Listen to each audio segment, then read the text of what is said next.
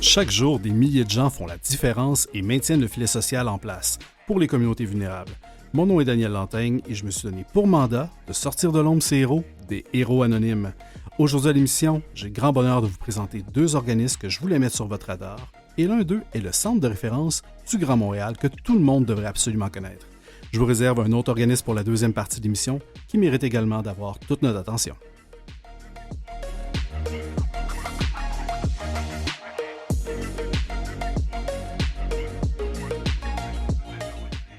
Alors, quel bonheur de vous présenter et possiblement de sortir de l'anonymat pour certains, cet organisme que tout le monde, comme je le disais, devrait connaître, qui est le Centre de référence du Grand Montréal. Et j'ai le plaisir de le faire avec Pierrette Gagné qui est avec nous. Pierrette Gagné, vous êtes directrice générale du Centre de référence du Grand Montréal depuis bientôt 10 ans, si je ne me trompe pas. Depuis plus de 10 ans. Plus de 10 ans, félicitations! Merci. Alors, très, très heureux de vous avoir avec nous pour justement parler de ce centre-là. Comme je disais, tout le monde devrait le connaître, mais le Centre de référence du Grand Montréal, c'est beaucoup de choses. Alors, peut-être qu'on pourrait commencer déjà par décortiquer qu'est-ce que c'est que cet organisme-là. En fait, le Centre de référence du Grand Montréal, c'est beaucoup de choses et c'est beaucoup de pages de vie. C'est né en 1956. Et on a toujours eu la même mission qui est d'informer pour aider. Je vous explique concrètement ce que ça veut dire. On a une ligne d'info-référence sociale qui est devenue le service 211 en 2018, où les gens, personne qui a besoin d'aide peut appeler, composer ces 3 chiffres, ou clavarder et un conseiller ou une conseillère va lui répondre et après avoir bien compris son besoin, va la diriger vers là où les ressources publiques, parapubliques, sociales ou communautaires qui pourront l'aider à sortir de cette situation de précarité. C'est aussi 2 services en dépendance, drogue, aide et référence, jeu, aide et référence. Drogue et référence, d'ailleurs, c'est 30 ans cette année et jeu, aide et référence est né un an après, donc 29 ans. Et c'est vraiment un service de soutien, d'écoute même, je dirais, de référence pour les personnes qui sont aux prises avec des problèmes de dépendance ou leurs proches, leur entourage qui se soucient de la situation. Ces lignes-là, c'est des lignes provinciales. Elles sont disponibles 24 heures sur 24, 365 jours par année, alors que le 2-1, on parle de 8 heures à 18 heures, 7 jours semaine, également 365 jours par année, et ça couvre le Grand Montréal. Quand même. Il y a aussi un service qui se greffe à jeu à des références, qui est vraiment bien pour les gens qui vivent en région ou qui veulent vraiment que leur situation ne soit pas éblouissante. C'est le service de télécounseling. C'est un programme en 6 sessions où les personnes qui ont un problème de jeu excessif peuvent, avec une conseillère, passer à travers un cheminement très très encadré avec des thèmes importants. 6 sessions qu'on parle et 4 suivis. Donc ça, c'est vraiment bien. Puis on a 300 participants déjà là, qui annuellement participent à ce programme-là. Alors ça fait un peu le tour de ce qu'on fait chez nous. C'est génial. Donc, pour le télécounseling, on est vraiment plus dans un accompagnement, une prise en charge sur la durée que les autres programmes ou les autres services, disons. Oui. Ça empêche, les gens peuvent toujours rappeler quand même aux lignes drogue et de référence, j'ai des références, si ils ont peur de traverser une crise ou de rechuter. On est toujours là pour les aider, mais effectivement, c'est pas en continu. Excellent. Quand vous avez parlé tantôt du 211, et je pense que c'est un numéro que tout le monde devrait connaître, là, on connaît tous les autres, là, les 411, les 911, mais le 211, concrètement, puis vous me direz si mon exemple est mauvais, ma maison vient de passer au feu, j'ai besoin d'un endroit pour me loger, j'ai besoin de me nourrir, j'ai besoin de vêtements.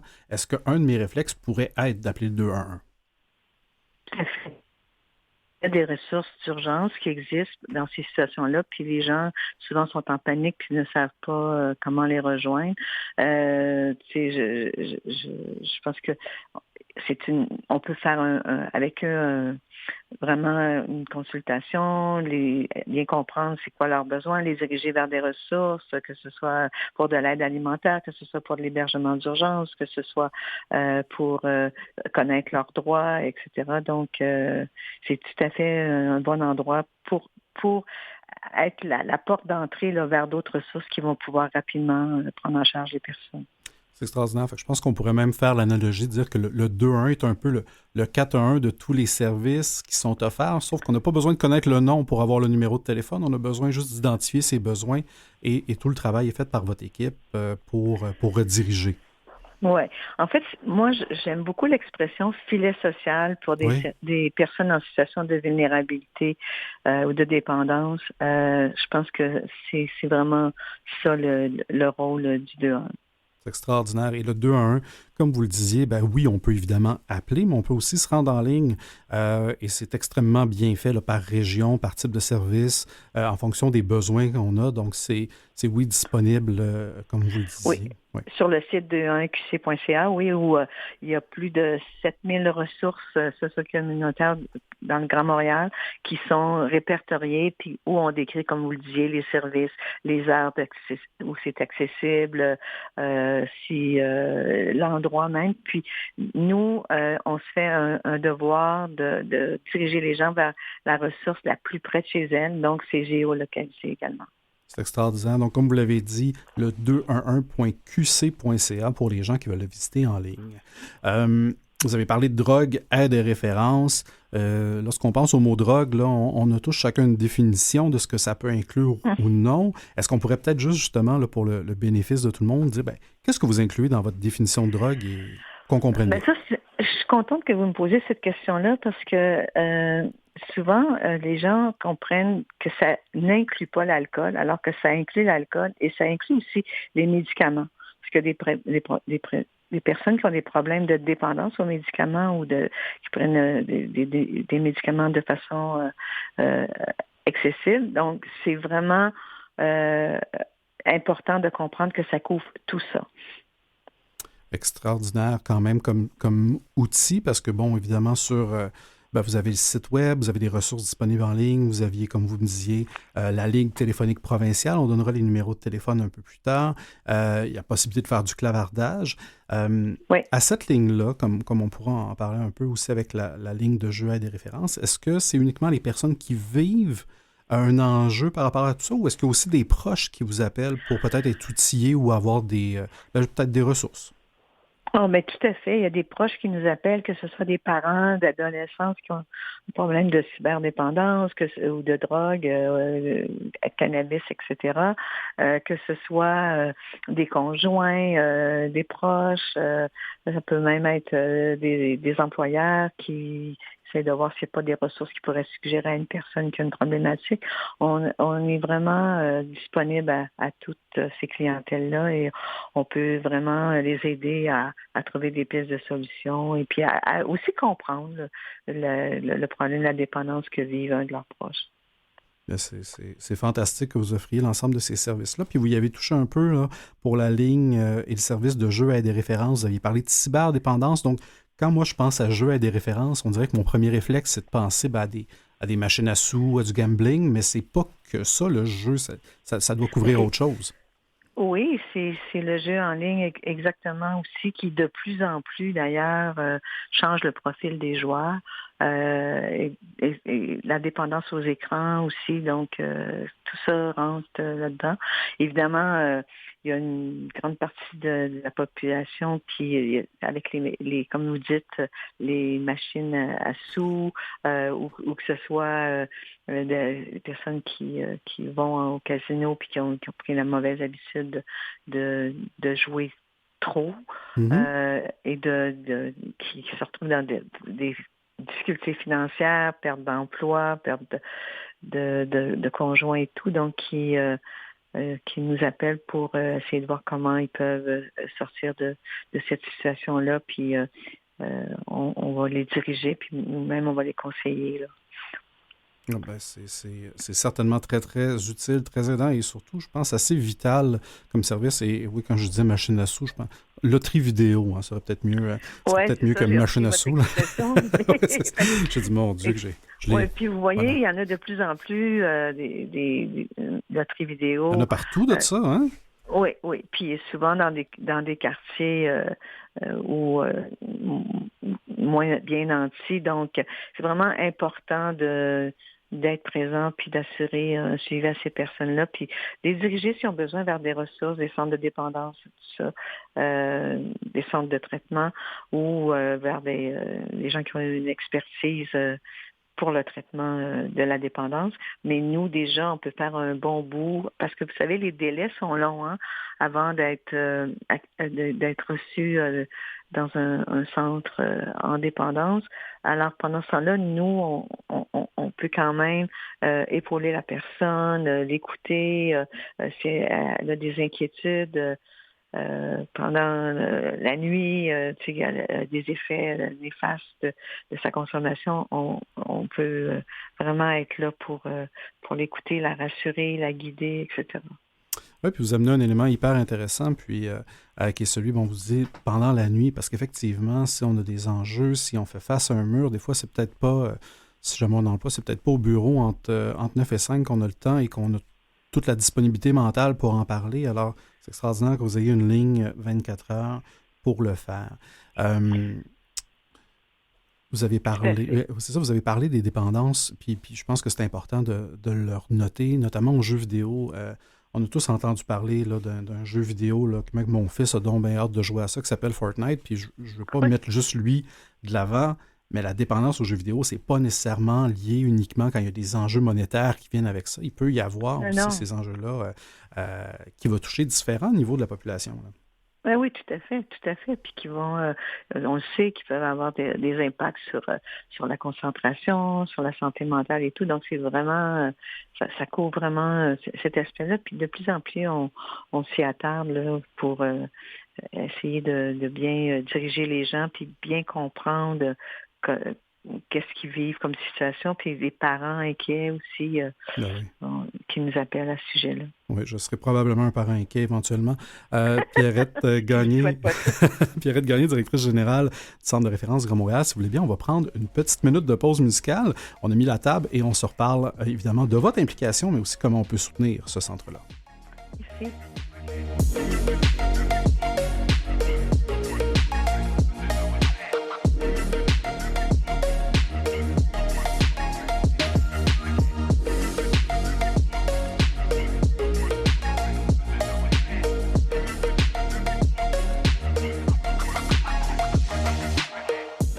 Alors, de retour à l'émission Les Héros Anonymes, on est avec Pierrette Gagné, directrice générale du Centre de référence du Grand Montréal. Donc, on a mis la table, on a bien expliqué ce qu'était le centre. On a parlé de la ligne 211, service drogue, aide et référence, jeux, aide et référence, et également du télécounseling pour les joueurs excessifs. Maintenant, j'ai le goût qu'on parle un peu de vous, Pierrette Gagné. Vous me disiez d'entrée de jeu que vous étiez directrice générale depuis plus de 10 ans au Centre de référence du Grand Montréal.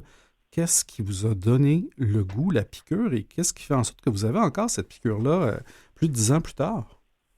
Ben, en fait, je suis directrice générale depuis plus de 10 ans, comme je disais, mais j'ai connu le centre dans la fin des années 80, alors qu'il traversait une importante crise financière et à ce moment-là, j'étais dans le domaine des communications et on m'a demandé de venir aider à convaincre les bailleurs de fonds qui étaient notamment la Ville de Montréal et Centraide de poursuivre le financement et j'ai accepté de faire ça. Puis ensuite, j'ai été invitée à siéger au conseil d'administration pour qu'on regarde de nouvelles avenues de développement qui pourraient consolider la situation financière du centre. De là sont nées les lignes drogue et des références, les jeux des références.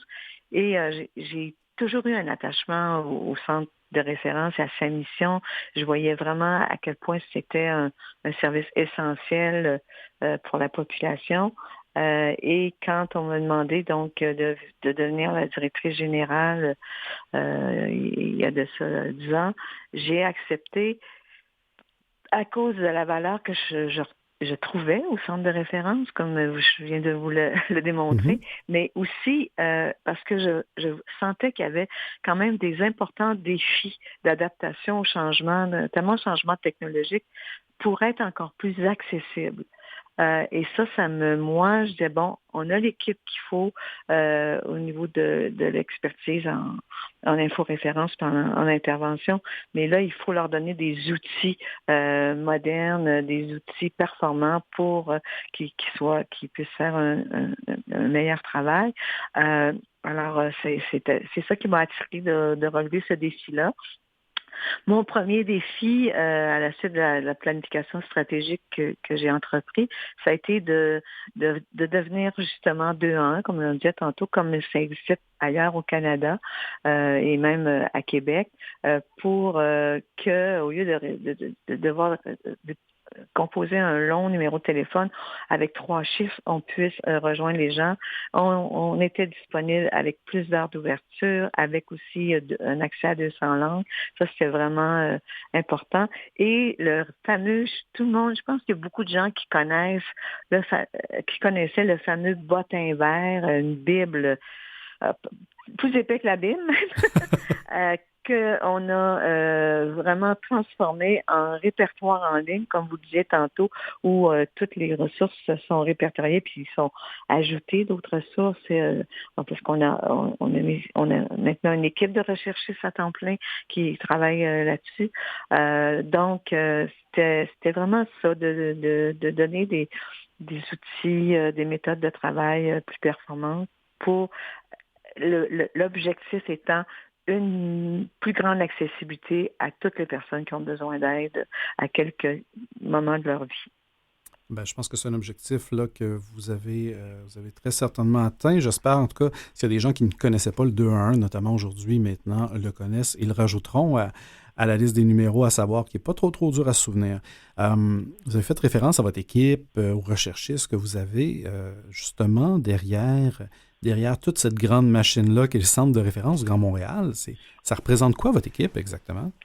Ben, on parle un peu plus que 50, parce que il y a toujours une petite fluctuation, là, mais un peu plus que 50 employés, puis une quinzaine de bénévoles avec des expertises différentes là, qui peuvent venir nous aider, que ce soit au niveau juridique, technologique, comptable, etc. Donc, c'est ça l'équipe qui est derrière le centre, une équipe super motivée, engagée, toujours prête à se perfectionner. Donc, c'est vraiment une équipe solide. Wow. En tout cas, c'est une équipe certainement qui a à cœur, comme vous parliez du filet social, là, qui a à cœur de s'assurer justement que les gens ne tombent pas entre les mailles de ce filet-là. Et Oui.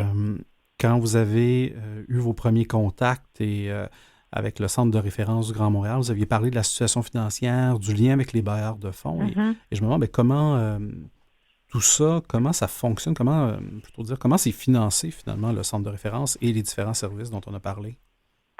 Ben, on est comme c'est le cas dans le milieu communautaire, il faut avoir des subventions. Nous, on a la chance d'avoir des fonds récurrents par exemple, les 2 lignes en dépendance et le programme de télécounseling sont entièrement financés par le ministère de la Santé et Services sociaux, ceci depuis le premier jour. Il faut faire des demandes, évidemment, chaque année, puis essayer d'ajuster nos demandes à l'évolution de nos besoins. Puis, pour ce qui est du service de 1 on peut compter sur la participation de Centraide, qui a toujours financé cette portion-là de l'inforéférence au Centre de référence du Grand Montréal, de Centraide du Grand Montréal et des Centraides des régions qui touchent le Grand Montréal également, et des municipalités, notamment la communauté métropolitaine de Montréal, qui depuis 5 ans, c'est elle qui a vraiment accepté de financer à hauteur de 45% le 2 en 1. Et il y a aussi des fonds qui viennent du gouvernement du Québec à travers des programmes spéciaux, des projets spéciaux et de partenariats aussi privés. Mais il faut vraiment qu'on fasse des démarches auprès de plus structurées encore, là, parce que les besoins évoluent, évidemment, on le sait, les salaires évoluent, le nombre de... Comme les besoins évoluent, on a besoin d'une équipe un peu plus grande.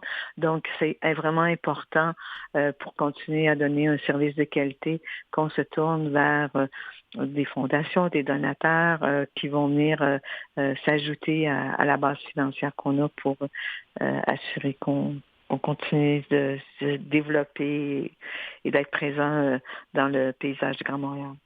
Et en me promenant sur votre site web, quand vous avez parlé de Donateurs, j'ai vu que vous aviez une fondation. Est-ce que c'est un peu le rôle de cette fondation-là d'être un canal de transmission entre les gens qui veulent vous soutenir et puis évidemment les besoins à combler là, avec le financement public qui réussit peut-être pas à toujours tout sécuriser?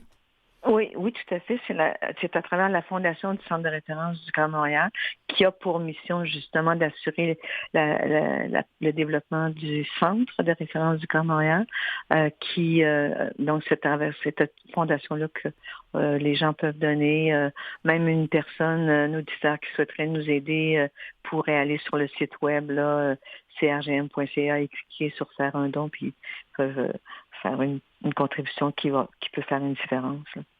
C'est très, très bon à noter. Puis, si vous avez à retenir, parce qu'on va donner quelques numéros de téléphone enfin, puis on a parlé de différents liens, crgm.ca est peut-être le seul lien à retenir si vous n'avez rien pour l'écrire, parce qu'il va vous permettre d'accéder soit au service du 211, pardon, je vais refaire ça, du 211, voilà, soit drogue, aide et référence, ou jeu, aide et référence, ou le télécounseling. Donc, retenez crgm.ca. Ce que vous faites est extraordinaire. Je pense que ça mérite d'être plus connu et bien, tant mieux, ça cadre bien avec la mission de notre émission aujourd'hui. Qu'est-ce qu'on peut souhaiter, j'ai goût de dire, au centre de référence pour la suite de son histoire? C'est une grande question, ça. Quand même. Moi, je pense que il faut souhaiter qu'on ait les moyens de nos ambitions. Vous parliez de l'équipe tantôt, puis je vous en parlais aussi. Pour avoir une équipe solide et compétente, faut avoir les moyens de l'attirer, de la fidéliser et aussi de développer ses compétences. Puis je pense que de faire reconnaître l'expertise du centre et partout, faire en sorte que vraiment, les gens qui ont besoin d'aide vont savoir où nous trouver rapidement. Je pense que ça fait partie de la suite de l'histoire, toujours plus accessible, de rayonner et de faire valoir notre expertise pour être là, offrir le soutien nécessaire à des personnes à un moment critique de leur vie. Il faut qu'ils puissent compter sur nous. Je pense qu'ils peuvent certainement compter sur vous. Vous avez déjà démontré par le passé que vous êtes aussi très, très bien adapté. Où est-ce que les gens sont? J'imagine que quand vous avez introduit le clavardage, ça devait être un projet significatif pour permettre aux gens d'accéder à vos ressources. N'est-ce pas? Oui, tout à fait, mais ça permet aussi d'élargir la clientèle à des clientèles plus jeunes. Je parlais hier avec un de mes intervenants qui me disait que les gens qui clavardent, ils n'appellent pas, puis ils veulent surtout pas appeler. Si on leur dit, mais ça serait peut-être bien qu'on poursuive cet échange au téléphone, ils nous disent non. Il y a vraiment des personnes pour qui ils sentent plus, je dirais, protégés ou se sentent plus à l'aise avec le clavardage. C'était vraiment important de l'ajouter au service téléphonique qu'on avait. Puis ça fait partie d'un changement aussi qu'il a fallu qu'on dote l'équipe de ressources de plus. Donc, il faut continuer dans cette voie-là. Oui, certainement que vous aurez d'autres opportunités et projets là, pour la suite de votre histoire. Et puis, effectivement, quand vous parlez du téléphone, là, ça me rejoint. J'ai un téléphone et je ne sais pas le nombre de minutes que je passe à parler au téléphone. Ça doit être extrêmement rare. Donc, j'ai un forfait qui devrait être juste un forfait de données, finalement, et non pas un forfait de voix. Alors, je me reconnais un peu là-dedans. Oui, moi, d'ailleurs, je tiens à vous dire que le temps d'attente chez nous, c'est moins de 2 minutes, puis souvent moins qu'1 minute. Wow! Wow, c'est impressionnant parce que souvent, les gens, lorsqu'ils sont Comment je vous dirais ça? Quand ils sont rendus à être prêts à demander de l'aide, c'est probablement une fenêtre d'ouverture qui n'est pas si grande que ça, et de savoir que, ben justement, vous êtes capable de les prendre en charge, de tendre la main, ne serait-ce, et d'avoir une oreille bien attentive assez rapidement, là, en dedans de 2 ou 1 minute. Je pense que c'est une grande condition gagnante, puis ça, c'est quelque chose dont vous pouvez être très, très fier avec votre équipe, là. Bien, merci beaucoup. Et évidemment, je souhaite qu'on salue votre équipe d'une 50aine de personnes, vos bénévoles. Vous faites un travail extraordinaire, oui, dans la région du Grand Montréal pour le 2-1, mais à travers aussi la province avec vos autres services qui sont drogue, aide et référence, jeux, aide et référence et le télécounseling. Et là, je vous en parle depuis tantôt, on va donner, si vous voulez bien noter, les différentes coordonnées. Il y a différents numéros de téléphone que vous pouvez noter. Si vous n'avez pas le temps de noter tout ça, rendez-vous sur le crgm.ca qui comprend l'ensemble des services. Donc, pour le 211, je vous donne en grande primaire, le numéro pour les joindre, c'est le 211. Alors jusque-là, ça va. Pour ce qui est de drogue, aide et référence, c'est le 1-800-265-2626. Donc, le 1-800-265-2626. Pour jeux, aide et référence, vous composez le 1-800-461-0140. Le 1-800-461-0140. Donc, pour ces deux lignes-là, 1-800, c'est un service 24 heures, je vous rappelle. Et vous pouvez aussi, évidemment, visiter leur site web. Il y a une foule de ressources, beaucoup d'informations. Vous pouvez clavarder si vous êtes plus confortable à le faire. Et Pierrette Gagné, c'était un très, très grand plaisir de vous recevoir. Vous êtes directrice générale du Centre de référence du Grand Montréal. Merci. Merci pour votre temps et merci d'avoir pris le temps de nous expliquer un peu ce qu'est le Centre de référence du Grand Montréal. Ça m'a fait un très grand plaisir. Merci bien. Alors à vous à l'écoute, on se retrouve dans quelques minutes justement pour découvrir un autre héros anonyme.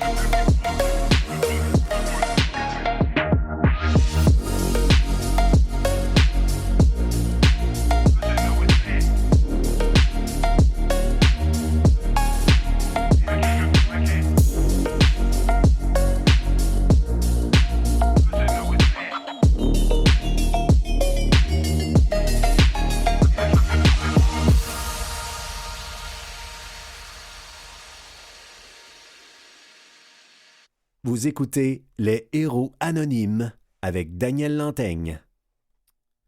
Alors, de retour justement au Héros Anonyme, merci d'être avec nous pour cette deuxième partie de l'émission et j'ai le grand bonheur de vous présenter un organisme qui fait de beaux miracles dans l'est de la ville de Montréal auprès des jeunes. Et j'ai découvert cet organisme-là il n'y a pas très longtemps et je dois vous avouer que j'étais un peu gêné de ne pas le connaître depuis beaucoup plus longtemps que ça. Et j'ai justement le plaisir de recevoir Chantal Laferrière, directrice générale de la Fondation Les Petits Trésors. Alors, si ça ne sonne pas de cloche, ça devrait vous en sonner une dans les prochaines minutes. Chantal Laferrière, vous êtes directrice générale depuis bientôt 1 an de cet organisme qui est la Fondation Les Petits Trésors. Comment allez-vous? Ça va très bien, merci beaucoup. Merci de me recevoir aujourd'hui pour parler justement de ce petit bijou. Oui, c'est certainement un petit bijou.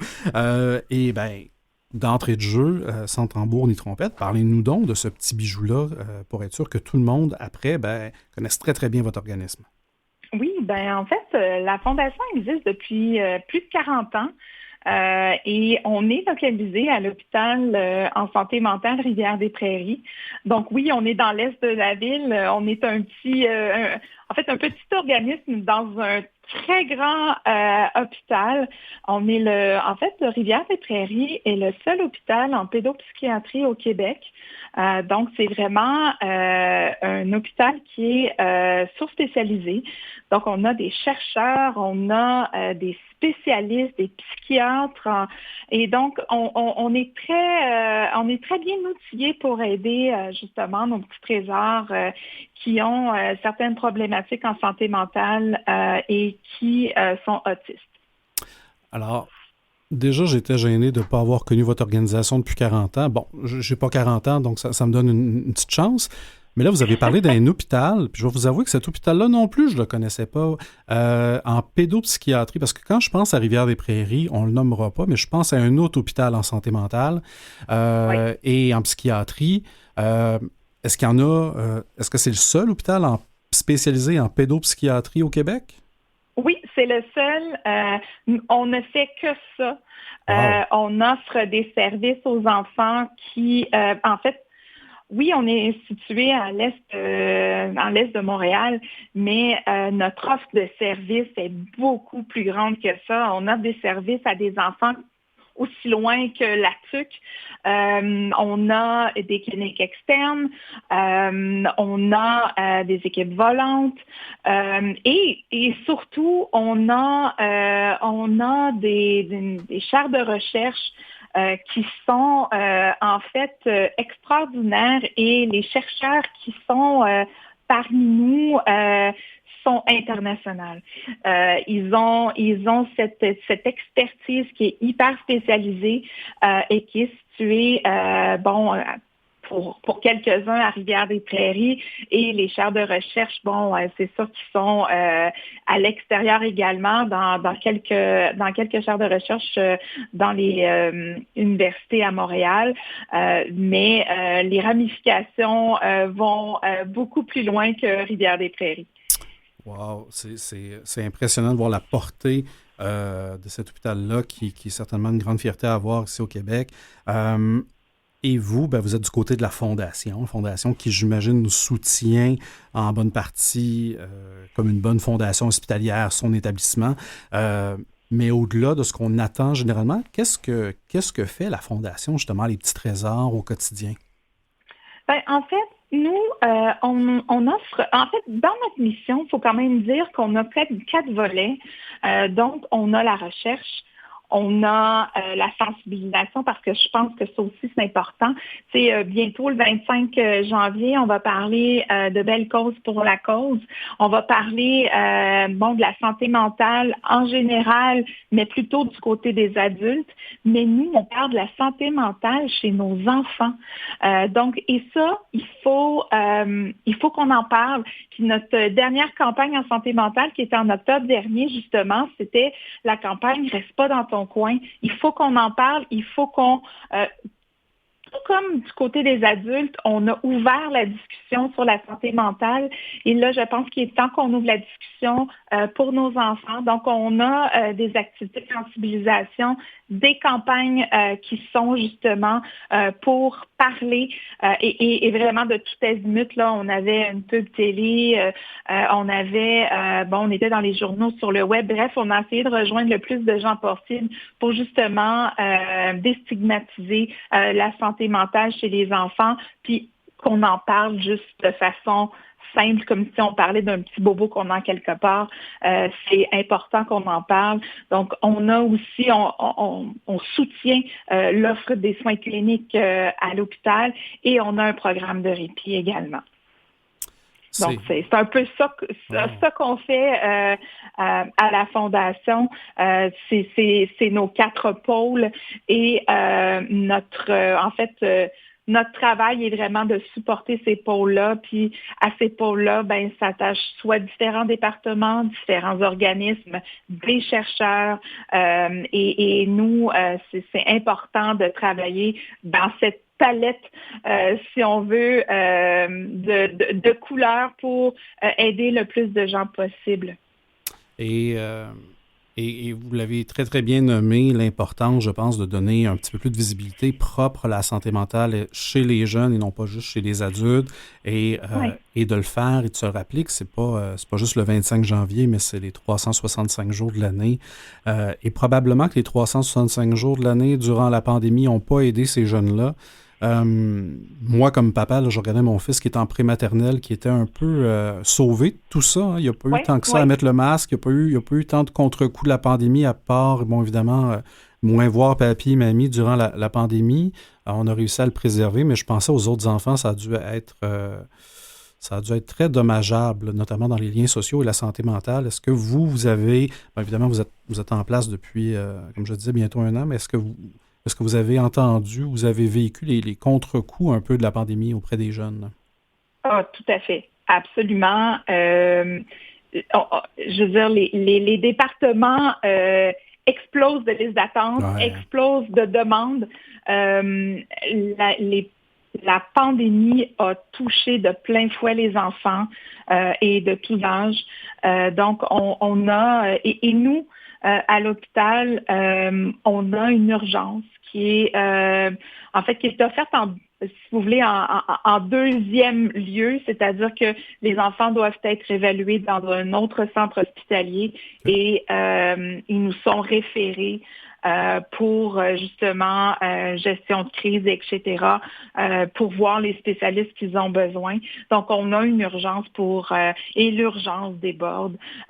C'est pour nous, les besoins sont criants, les enfants ont besoin d'aide et c'est pour ça qu'on est là, c'est pour ça que nous, en fait, on milite pour justement sensibiliser les gens à cette problématique-là parce que, tout comme les adultes, les enfants ont été touchés, sauf que du côté des enfants, ils n'ont pas le bagage, ils n'ont pas d'outils. Il faut être en mesure de les outiller. Donc, c'est ça aussi un peu notre travail. Parler aux familles aussi, outiller les familles, les proches qui sont autour de l'enfant. Faut aussi que ces gens-là soient au fait et soient outillés s'ils ne le sont pas parce que on dit toujours que ça prend un village pour élever nos enfants. Ben, c'est la même chose quand nos petits cocos ont des mots, ont des heures, ben ça prend le village là, pour aider cet enfant-là. Donc, il faut outiller l'enfant, mais il faut aussi outiller les gens autour. Ben, donc, oui, la pandémie a été effrayante chez les enfants. Puis personnellement, je le vois chez ma fille de 11 ans qui présentement fait une dépression suite à la pandémie. Ça l'a beaucoup touché de ne pas avoir ce lien avec ses camarades. Je pense que ça a miné un peu son esprit, ça a miné bien des choses. Elle a tout le support qu'elle a besoin à la maison, mais c'est vraiment l'être qui a mal. Je le vis personnellement, puis je le vois chez plein de gens que je connais qui ont différentes difficultés avec les enfants. Donc, nous, on est là pour essayer d'offrir de l'information, de parler justement des différentes problématiques de santé mentale et puis d'essayer de déstigmatiser le tout pour qu'on puisse en parler puis qu'on se fasse du bien collectivement parce que des fois, tu sais, en parlant, ben, on peut dédramatiser ce qui se passe, puis on peut s'entraider. Ça fait du bien aussi. Donc, voilà, c'est un peu ça qu'on fait aussi à la Fondation. C'est extrêmement vital, je pense, de justement mettre la table pour avoir ces conversations-là. Parce que, bon, disons que moi, j'arrive dans la vie, je fais face à un mur, j'approche du burn-out, je me sens en dépression, je suis capable de nommer ce que je ressens. Oui. Les jeunes ne sont pas nécessairement outillés pour le faire. Puis comme parents, ben, des fois, on n'est pas outillés pour le comprendre, l'analyser, puis on pense juste que notre jeune se referme un peu. Mais derrière tout ça, avec la campagne que vous avez parlé notamment, là, reste pas dans ton coin, ben, un jeune qui se referme, il faut travailler sur le dialogue pour essayer de comprendre qu'est-ce qui amène à ça. Et peut-être que ce serait un enjeu de santé mentale. En tout cas, il faut travailler sur cette vigilance-là, mais aussi de se donner un cadre dans lequel on va être plus confortable, tout le monde aussi, comme société, à en parler. Je pense que oui. Puis, on a fait en octobre cette campagne-là qui était un peu plus pour les tout petits, un petit peu plus pour les jeunes ados. Mais présentement, depuis hier, c'est lancé. On a une campagne en santé mentale avec la Ligue de hockey junior majeur du Québec. Donc, on est là pour supporter nos jeunes ados, nos plus vieux ados, puis nos jeunes adultes. On a décidé d'aller dans ce créneau-là aussi parce que je pense que c'est important parce que aussi de leur côté, ils ont besoin de déstigmatiser le tout. C'est correct d'avoir mal à l'âme aussi et c'est correct d'en parler, puis il faut en parler. Et on a des outils, on a fait des capsules avec des spécialistes de l'hôpital pour justement débuter cette discussion-là.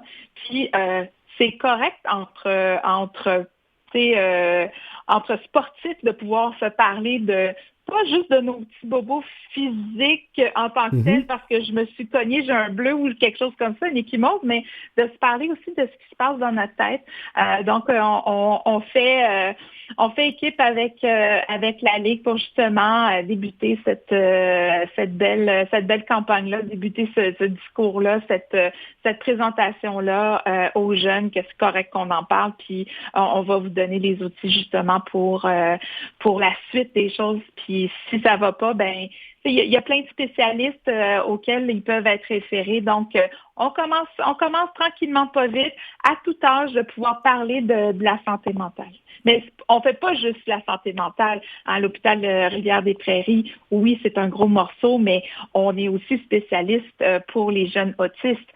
Donc, c'est aussi notre autre côté à l'hôpital Rivière-des-Prairies. Donc, on a plein de services là, pour les autistes. On a une chaire, justement, de recherche en autisme. Et on a une chaire aussi en troubles du sommeil qui est souvent le lot chez les enfants qui ont des problématiques de santé mentale. Et aussi, les enfants qui sont autistes ont souvent des problématiques de sommeil. Donc, on étudie et on essaie d'aider les jeunes qui ont des problématiques de sommeil. Wow! En tout cas, vous êtes effectivement là... Vous êtes un trésor et vous occupez de vos petits trésors certainement extrêmement bien. Si vous me le permettez, on va prendre une petite pause et on revient tout de suite après avec Chantal Laferrière, directrice générale de la Fondation Les Petits Trésors.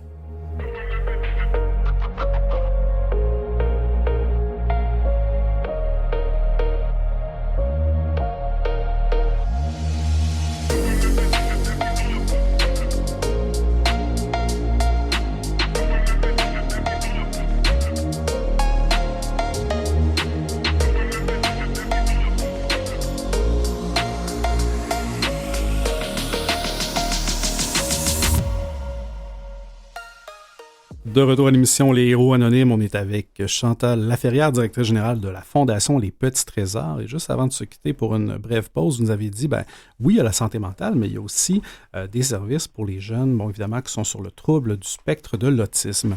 Et ça, je trouvais ça extraordinaire que vous couvriez aussi cette situation-là. Vous avez parlé notamment des gens qui ont des troubles du sommeil, là, qui peut être un indicateur, là, plus grand que de juste penser finalement qu'on a peut-être écouté trop de télé avant de se coucher. Là.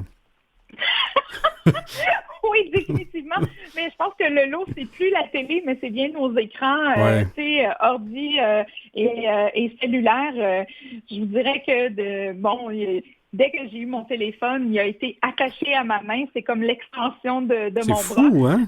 Et c'est complètement fou. Et j'ai l'impression que quand ma fille est née, il y a 11 ans, elle est née avec le petit doigt dans les airs pour justement être capable de tout de suite jouer avec les écrans.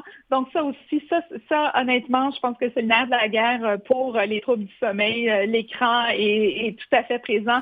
Outre le fait que les enfants puissent avoir des problématiques de santé mentale, là, il y a les écrans qui sont là aussi entre tout ça. C'est certainement un facteur aggravant. Votre fondation, je la trouve extraordinaire. Vous aviez parlé des différents pôles, là, puis notamment la recherche, la sensibilisation, service de répit, si je ne me trompe pas, puis évidemment, soutenir ce que fait l'hôpital en santé mentale Rivière-des-Prairies. Vous êtes joint plutôt à cette organisation-là il y a environ presque un an. Qu'est-ce qui vous a attiré vers les petits trésors? Est-ce que d'ailleurs vous connaissiez cette organisation-là, vous, avant de vous joindre? En fait, je connaissais l'organisation il y a fort, fort longtemps. J'en avais un peu oublié l'existence, mais dans ma vie précédente, j'ai travaillé en itinérance à Montréal durant la pandémie. J'étais un peu brûlée par tout ce qui m'était arrivé pendant la pandémie en pleine tourmente en itinérance au centre-ville de Montréal. Et j'ai eu l'opportunité de renouer avec les fondations hospitalières. J'avais auparavant travaillé au centre de réadaptation Marie-Enfant et j'avais adoré travailler avec les enfants. Et cette perspective de travailler à la Fondation Les Petits Trésors, ben ça me réjouissait tellement parce que, bon, je suis maman depuis, puis les enfants, j'aime travailler avec les enfants, j'aime la candeur des enfants, la fraîcheur des enfants. Je trouve ça agréable. Puis si je peux, pour moi, là, les enfants, là, c'est justement ça, des petits trésors, parce que c'est notre futur. Puis en tout cas, j'ose espérer que je peux aider nos enfants qui ont différentes difficultés à avancer dans leur vie en leur donnant la possibilité d'avoir des services à la fine pointe, d'avoir les ressources nécessaires pour les parents aussi, parce que ça aussi, c'est important. Donc, j'espère que mon travail puisse faire une différence à l'hôpital, à travers la province, par nos programmes, par les efforts qu'on déploie. On n'est pas beaucoup à la Fondation, mais on travaille très fort pour aider le plus de gens possible, le plus de jeunes possible, pour outiller pour leur futur. C'est vraiment ça qu'on fait, c'est ça qu'on veut faire. Puis, mes petits trésors, c'est bien important pour moi. Ben oui, avec raison. Vous avez parlé de votre petite équipe. Vous êtes combien, justement, pour faire ces miracles-là auprès des jeunes? On est un gros 2 personnes. Wow! Je parle à la moitié de la Fondation en ce moment, c'est ce que je comprends. Oui, c'est exactement ça. On s'est greffé avec d'autres professionnels qui sont là quand on a besoin, mais on a trouvé important de réduire la masse salariale pour justement, on est 2 seniors, on est 2 personnes qui, en fait, aiment travailler très fort, on compte pas les heures, puis je pense qu'on se complète très bien, puis on arrive à faire ce qu'on veut faire, puis on donne des défis quotidiennement là, pour arriver à nos fins. Donc, honnêtement, je pense qu'on est une très belle équipe, puis en tout cas, j'espère. On est en train de travailler sur plein de trucs là, présentement. Ça est en train de me donner des cheveux blancs, mais je trouve ça tellement le fun parce que c'est des trucs qui sont tout à fait différents de la Fondation. L'offre de services va être différente, les événements vont être différents. Donc, ça me réjouit beaucoup de travailler là un petit peu à tout ça, puis de rafraîchir un peu ce qu'on fait tout en gardant la base qu'on avait déjà construite, là, parce que je pense que les 40 dernières années sont un peu garantes de ce qu'on va avoir dans le futur, mais je pense qu'on est à redéployer les efforts de la Fondation, aller dans d'autres sphères, puis à s'adjoindre des nouveaux partenaires. Et justement, si j'ai le goût d'être un de vos partenaires ou du moins de vous aider, parce que là, vous m'avez informé, maintenant je connais votre organisation, je connais l'hôpital, je suis tombé en amour avec la cause. Comment est-ce que je peux être utile là, si je suis un auditeur? Comment je peux vous aider? Vous pouvez faire des dons à la Fondation en allant sur notre site web à petittrésor.ca et petit avec un S, trésor avec un S.ca.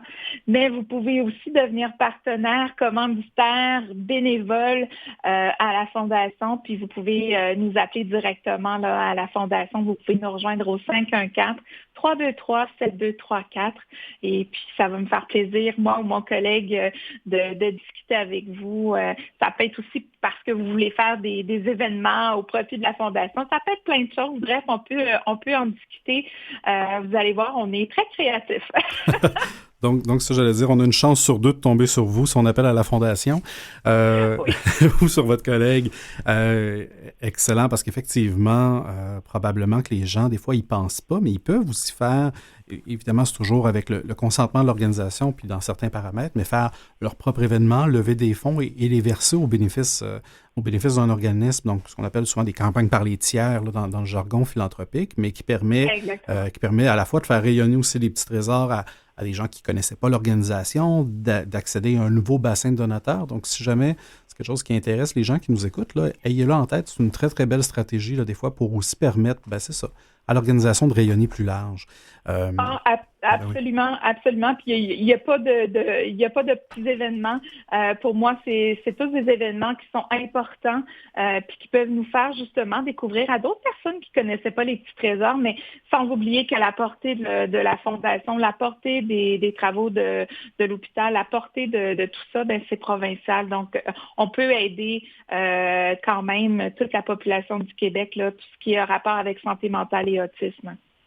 Bien, ça, c'est fabuleux. Donc, si les gens veulent vous aider, vous l'avez noté, là, c'est Petit Trésor, petit avec un S, Trésor avec un S aussi, .ca. Important de le rappeler, si vous avez des besoins en santé mentale pour vous-même ou pour vos enfants, c'est pas eux qui offrent les services, c'est vraiment l'hôpital en santé mentale Rivière-des-Prairies, mais par contre, je pense qu'il y a quelques ressources sur votre site web et différentes références là, si jamais les gens sont à la recherche. Là.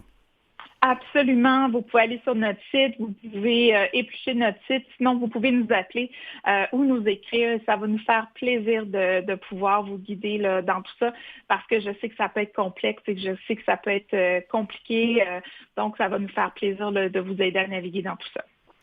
Extraordinaire. Et là, vous avez, pas vous, mais l'organisation 40 ans d'actifs. Et évidemment, je vous souhaite un prochain 40 ans tout aussi extraordinaire, sinon plus, à continuer de travailler sur votre mission, notamment de soutenir l'établissement, mais aussi de travailler davantage et encore et toujours sur la sensibilisation. Je pense qu'on n'en fera jamais assez. Et si je vous donne une baguette magique pour les prochaines 40 années de votre organisation, qu'est-ce que vous faites avec ça? Oh mon Dieu Seigneur, je pense que tout le monde va être des licornes. Bon, disons que je reprends la baguette magique finalement. Qu'est-ce que je peux vous souhaiter de peut-être plus plate, là, mais qui va vous aider? Moi, je pense qu'on pourrait avoir en fait une belle, un beau rayonnement partout au Québec, qu'on ait des partenariats avec toutes les universités pour la recherche, qu'on puisse supporter la recherche au Québec, qui en fait découle les soins cliniques aussi, hein, faut pas se leurrer. Donc ça pourrait aider les enfants. En fait, qu'on soit capable d'aider le plus d'enfants possible. Moi, c'est ça mon rêve, parce que présentement là, on n'est pas en mesure d'aider les enfants parce que les listes d'attente sont grandes, sont longues. Puis honnêtement, moi, si on peut aider nos petits cocos, ça va me faire tellement plaisir parce que le futur est là, hein. Puis des fois, il s'agit de pas grand-chose pour aider les enfants. Donc, si je peux avoir cette baguette magique-là un petit peu plus longtemps, je vais la garder puis je vais pouvoir aider les enfants plus rapidement dans la prochaine année. Écoutez, puis vous pouvez même faire apparaître une licorne, là, j'ai pas de souci avec ça. Je pense que certainement, si on peut, tout et chacun, contribuer à l'organisation, s'assurer que tout le monde connaisse cette mission-là et puisse la soutenir à la hauteur de ses capacités. Comme vous disiez, il n'y a pas de petite campagne, il n'y a pas de petits dons. Chantal Laferrière, c'était un très, très grand plaisir. Le temps passe vite.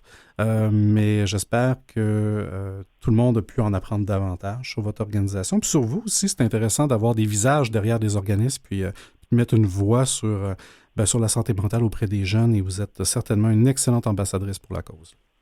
Oh, merci infiniment de m'avoir reçu. Ça a été un privilège. Puis, j'invite tout le monde à venir sur notre site, à nous appeler, à nous écrire. Et puis, ça va nous faire plaisir de pouvoir vous aider là en retour parce que je pense que c'est ça qui est important.